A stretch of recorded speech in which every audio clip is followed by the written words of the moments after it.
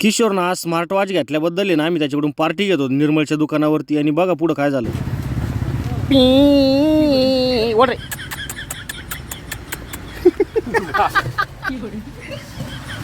याच्यात काय टाकणार माहिती वहिनीला घड्याळ घेतल्याबद्दल आम्ही ताक आणि लस्सी ए माय.